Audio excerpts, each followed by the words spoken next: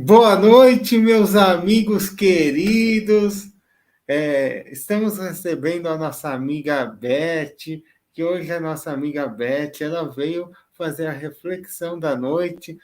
Deixa-me ver o tema da... Ah, não, tá aqui, tá aqui.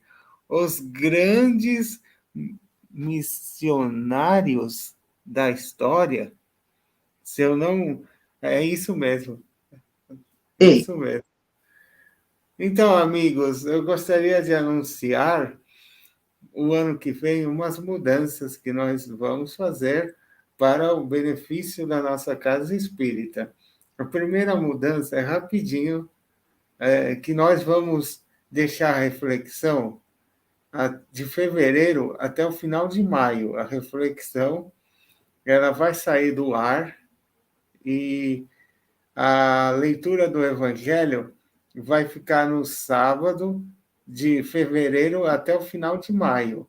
De maio, em junho, nós vamos começar o trabalho com a evangelização aqui online na nossa casa e vamos passar o trabalho da leitura do Evangelho para no lugar da reflexão, quarta-feira, a partir do primeira quarta de junho, porque o nosso novo projeto é trabalhar mais com os estudos o ano que vem, que eu acho que a nossa diretoria, né, em conjunto, nós decidimos que achamos mais importante os estudos para fortalecer o coração das pessoas que necessitam.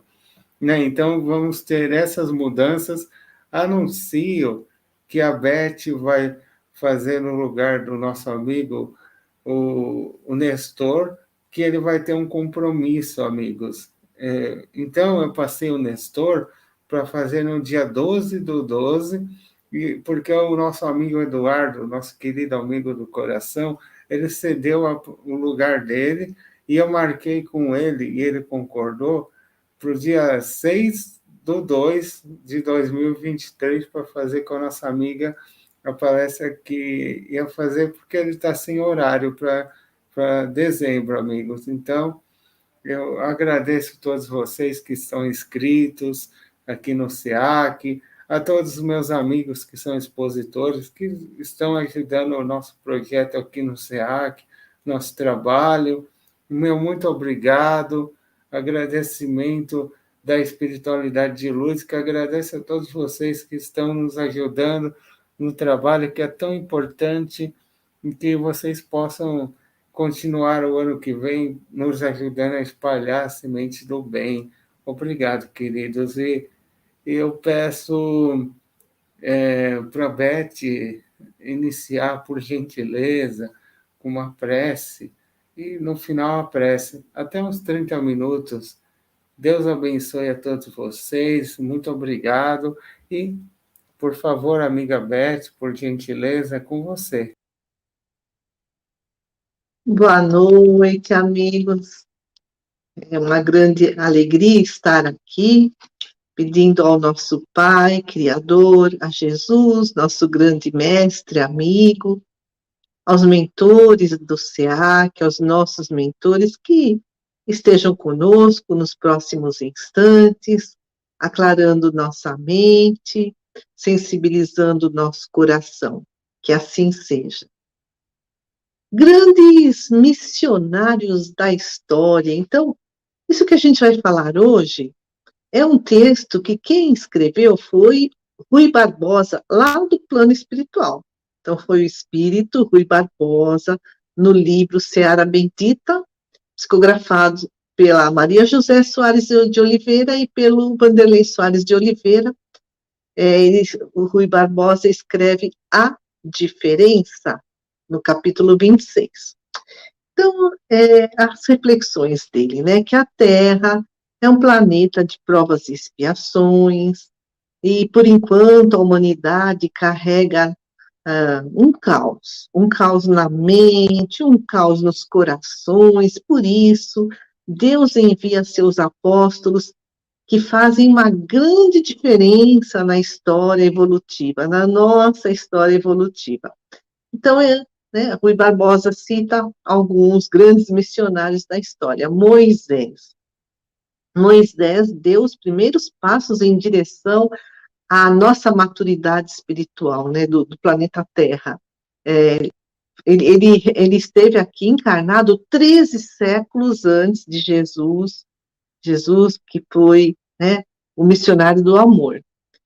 E Moisés encarnou numa época de muitas lutas, morticínios, né, muitos assassinatos, uma época de escravidão, e escreve o grande Rui Barbosa. Era necessário que Moisés viesse em meio a um povo preparado, um povo que já estava preparado pelas dores acerbas desses sofrimentos, né? Lutas, morticínios, escravidão. Se assim não fosse, aqueles espíritos permaneceriam encastelados na insensibilidade do conforto. Então, eles estavam, né, nesse caos todo e não era, né, nada confortável, e por isso eles estavam bastante fortalecidos por essas dores. E os hebreus já traziam a crença no Deus único, que foi desenvolvida pelos patriarcas da antiguidade. E com os 10 mandamentos, Moisés lançou as bases de uma nova civilização ocidental. E também nas outras regiões do planeta, né, surgiram muitos enviados celestes. No século V a.C., na Índia, fronteira com Nepal, encarnou Siddhartha Gautama. Ele era um príncipe. Depois ele foi chamado de o Buda, que em sânscrito significa o iluminado. E o Siddhartha Gautama, príncipe, foi criado dentro das muralhas do império, né, do seu pai, sem qualquer contato com a dor, com o sofrimento, mas quando ele viu pela primeira vez outras pessoas que não viviam como ele, que sofriam, ele saiu, né, do palácio, saiu viajando pelo mundo, pregando o quê? A mansidão, o esquecimento de si mesmo, a superação do mundo das aparências, tudo isso para conquistar, né, os bens do espírito, as conquistas espirituais.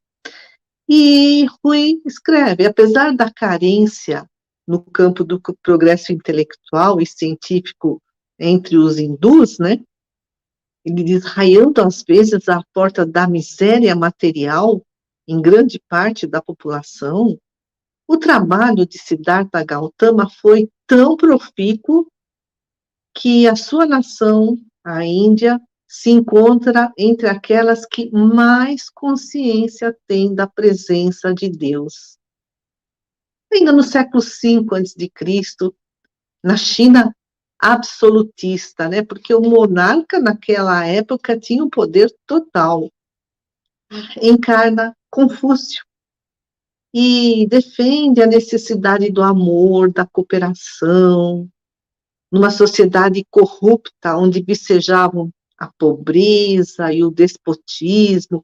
O Confúcio indicou aos governantes que os seus maiores deveres seriam de prover as necessidades e os anseios do povo, e não vice-versa. Não era o povo que deveria servi-los.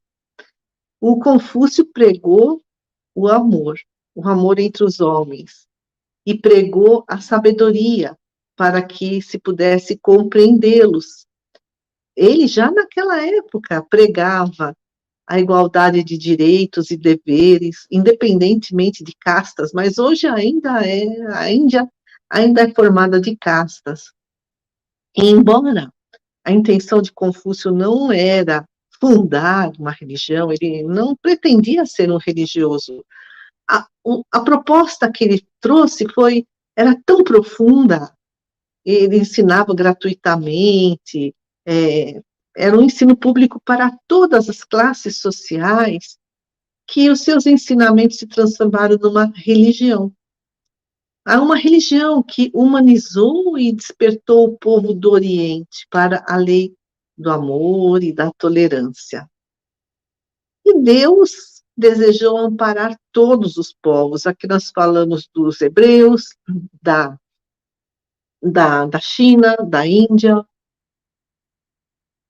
lá na antiguidade. E do século VI a.C. ao século IV a.C., grandes pensadores encarnaram na Grécia. A Grécia, que foi o berço das grandes conquistas no campo intelectual. Pitágoras, que ensinava a transmigração das almas, a reencarnação. Aristóteles, que ensinava sobre a origem das criaturas. Platão, dizendo que nós temos potências na nossa alma, estão em germes, né? Sócrates, com tão famoso conhece-te a ti mesmo, a importância do autoconhecimento para a nossa evolução espiritual. E chega um momento em que Deus decreta a maioridade do povo daqui da terra, né? E por isso ele enviou o seu filho amado, Jesus, para recuperar as ovelhas perdidas, propondo o amor, a prática do bem, a caridade, a humildade.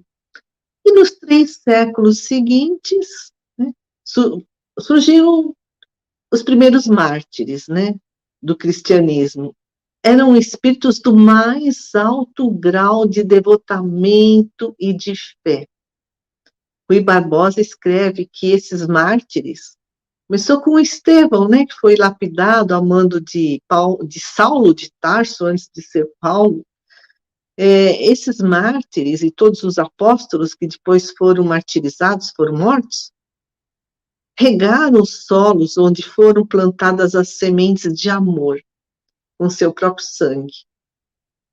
Era necessário que a humanidade caminhasse com seus próprios pés, porque já estava num período de maioridade, mas sempre esteve sustentada, diz Rui Barbosa, por uma avalanche de espíritos de escola, espíritos iluminados, grandes pensadores, reformadores sociais, como Confúcio, por exemplo. E aí surge a Idade Média, né, a época das trevas, do século V ao século XV depois de Cristo, né, os 1000 anos, a noite escura da história da humanidade, né? E nesse período a Igreja cristã se associou aos poderes políticos. Ela declarou-se a instituição mais importante do Ocidente, declarou-se, inclusive, autoridade universal em relação às ciências, às artes, às letras. Tudo isso, todo esse conhecimento, era monopólio da Igreja. Então, era um véu de sombras que, né, esse véu de sombras que desceu sobre o planeta, e porque a Igreja queria manter o povo na ignorância, no temor, na subjugação. Por quê? Porque eles queriam continuar sendo essa supremacia religiosa, né, como instrumento de poder. Mas, diz Rui Barbosa, a Idade Média serviu para preparar a humanidade, porque depois disso surgiu o período revolucionário. Então foram as reformas, então a reforma protestante, com Martinho Lutero, com Calvin, Jean Hus. Aí surgiu o Renascimento, a industrialização e outros movimentos libertadores. E tudo isso, né, aconteceu para preparar a nova era, esses precursores da nova mentalidade, né? Todos eles foram precursores dessa nova mentalidade, que seria a nova era, que pouco a pouco ia se formando. Mas tudo isso, isso que aconteceu na história do nosso planeta, tudo isso foi planejado. Sempre houve um intenso planejamento dos espíritos superiores, uma grande movimentação dos planos superiores para trazer a verdade à Terra, o amor, a libertação de consciências. E nessa época, né, século XVIII, XIX, a Europa surgia como uma unidade política. Para quê? Para favorecer a vinda do Consolador prometido. A gente lê isso na obra Brasil, Coração do Mundo, Pátria do Evangelho, do Humberto de Campos, psicografado pelo Chico Xavier. Imperdível, né? Esse livro a gente precisa ler, reler, reler. E, apesar, né, dessa unificação política não ter se realizado em sua totalidade, porque, né, o Napoleão Bonaparte fracassou em sua missão, né? Apesar disso tudo, a espiritualidade superior enviou à Terra a doutrina prometida por Jesus, a terceira revelação.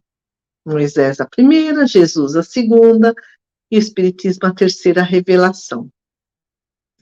E escreve Rui Barbosa: para que a doutrina dos espíritos fosse codificada, era de fundamental importância que viesse a lume num ambiente altamente intelectualizado, onde o racionalismo viabilizaria a unidade doutrinária necessária à sua implantação. Então, o século XIX, né, foi um ambiente altamente intelectualizado, grandes filósofos, grandes pensadores, e que já bebiam, né, em autores anteriores, como René Descartes, que fala sobre o racionalismo, a importância da razão, porque a doutrina espírita, ela tem um tríplice aspecto. Ela é ciência, ela é filosofia e ela tem um aspecto religioso. Até Allan Kardec foi chamado de, no seu féretro, né, o bom senso encarnado. Então, nesse momento, né, nesse ambiente altamente intelectualizado, o racionalismo, a fé raciocinada, viabilizaria a unidade da doutrina espírita, né? Esse conjunto de princípios que foram trazidos pela espiritualidade superior através de médiuns espalhados por várias partes do nosso planeta, formando um corpo de doutrina, uma filosofia, a filosofia espírita. E aí, olha que interessante, vamos seguir em frente. Nós estamos no século XIX. O Rui Barbosa fala: nessa longa jornada, né, de séculos, muitos espíritos faliram em suas encarnações e reencarnaram agora, no século XX, no Brasil. Espíritos que se deixaram gastar nos erros dos tempos, ao longo dos tempos, pelos enganos do poder, das lutas políticas e religiosas, pela manipulação das verdades de Deus em interesse próprio. Então, esses espíritos falidos, porque usaram mal o poder, foram grandes nomes na política, na religião, e manipularam as verdades trazidas pelos espíritos superiores para interesses próprios. Isso a gente vê muito na história da Igreja Católica. Eles desencarnaram, né, perceberam o quanto falharam, muitos deles se arrependeram, e aí o Rui Barbosa fala: arrependidos e mais esclarecidos, reencarnam no Brasil, o coração do mundo e pátria do Evangelho. E aí ele explica: é por isso que o Brasil é coração do mundo e pátria do Evangelho, porque está dando chance a todos esses espíritos falidos de trabalharem na seara do Cristo, ou da doutrina espírita, para superarem o personalismo, o individualismo, né, a ganância, a luta pelo poder. Aí também reflete o Rui Barbosa, né, apesar de todos esses grandes missionários que reencarnaram no nosso planeta, ainda hoje, em alguns países, o homem vive acomodado no excesso de conforto, países, como se diz, de primeiro mundo, enquanto em outros países é uma miséria e um abandono muito grande. É um luxo excessivo de um lado que convive com a fome que mata de outro. E apesar do mundo ter essa interconectividade global, né, na comunicação, diz Rui Barbosa, o mundo, esses grandes países de primeiro mundo, estão desligados de tantos desmandos sociais, de tantas tragédias coletivas, desses países cuja população passa fome.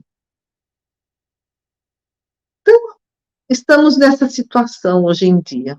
No entanto, a Terra está se encaminhando para a sua maturidade espiritual, está passando de mundo de provas e expiações para um mundo de regeneração, e por isso é urgente que assimilemos os ensinamentos do Evangelho. Diz Rui Barbosa, precisamos assimilar os ensinamentos do Evangelho nas vivências coletivas. O que significa isso? Fazer a nossa reforma íntima, sim, a nossa transformação interior, a nossa iluminação interior, mas também fazer a diferença no mundo, para que haja justiça, para que haja paz, para que haja concórdia, para que haja fraternidade.